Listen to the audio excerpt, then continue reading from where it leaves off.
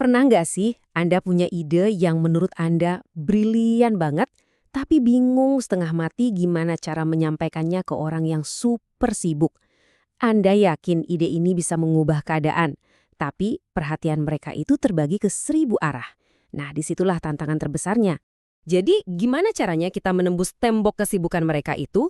Gimana caranya menyajikan sebuah gagasan supaya nggak cuma, oh ya oke, tapi benar-benar didengar, dipertimbangkan, dan bahkan ditindaklanjuti oleh para pengambil keputusan.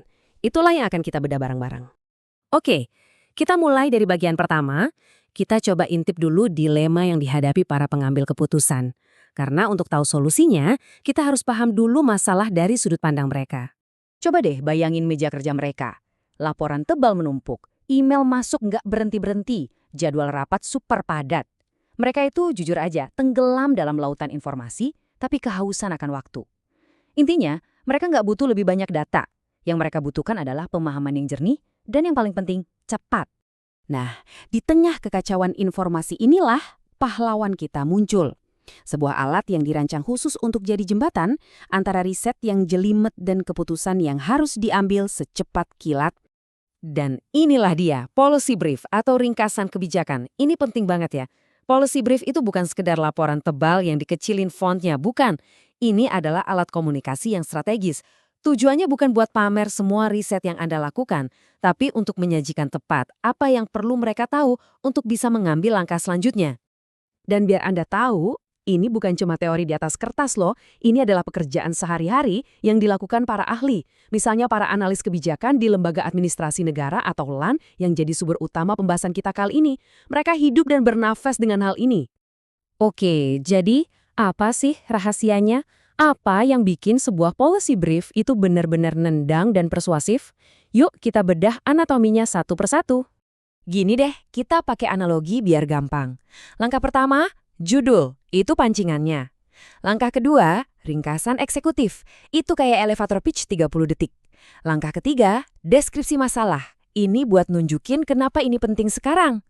Langkah keempat, rekomendasi, inilah intinya, ajakan bertindaknya.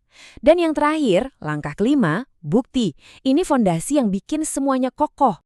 Yuk kita mulai dari kesan pertama. Apa itu? Ya, judulnya. Ini gerbang utama Anda.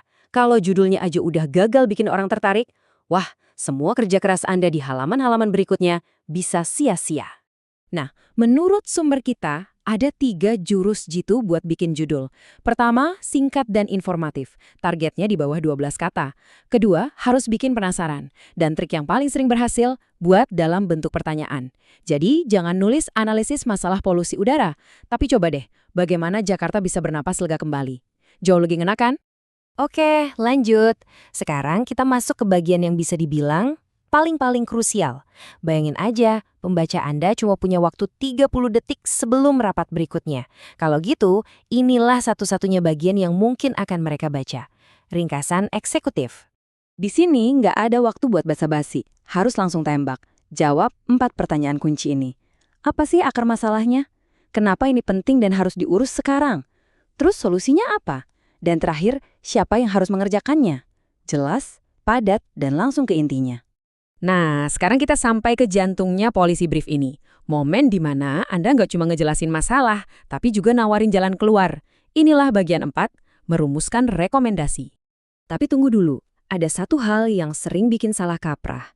Rekomendasi yang kuat itu bukan cuma soal, ini loh ide saya, keren kan? Bukan.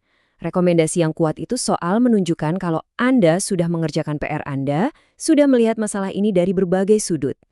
Nah, ini dia kuncinya. Coba perhatikan di slide. Anda harus tunjukkan dengan jelas. Ini loh solusi yang saya rekomendasikan. Tapi, dan ini tapi yang penting, Anda juga harus perlihatkan alternatif lain yang sudah Anda pertimbangkan. Dan kenapa Anda tidak memilihnya?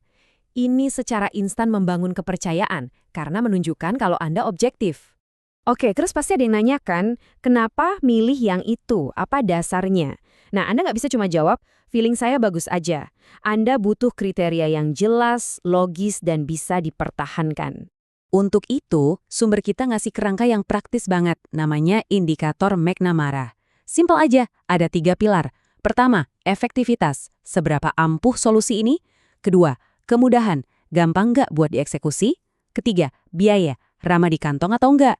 Dengan 3 tolok ukur ini, rekomendasi Anda bukan lagi sekedar opini, tapi analisis yang solid. Tentu aja, semua rekomendasi dan argumen tadi itu bakal jadi omong kosong kalau nggak ada dasarnya. Disinilah kita masuk ke bagian 5, soal membangun bukti dan, yang terpenting, kepercayaan. Aturannya sederhana kok. Setiap klaim harus ada buktinya. Tapi jangan juga semua data dimasukin. Ingat, mereka sibuk. Jadi cukup 2-4 referensi utama. Kalau ada yang mau gali lebih dalam, kasih aja 2 atau 3 saran bacaan lanjutan. Lampiran, cuma kalau benar-benar butuh.